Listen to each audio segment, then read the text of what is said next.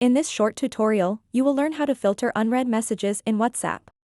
If you have a lot of chats and want to focus on the messages you haven't read yet, this feature can be really helpful. To get started, open up the WhatsApp application and then tap Chats. After that, pull down just like this. It will reveal these options. Simply tap on the Unread option. This will filter your chat list to only display conversations with unread messages. You can now easily see which chats require your attention and respond to them promptly. This simple trick can help you stay organized and ensure that you never miss an important message on WhatsApp. You can also tap on the search bar and search for specific unread chats. So that wraps up this tutorial. If you have any questions about this whole process, please let me know in the comments section below.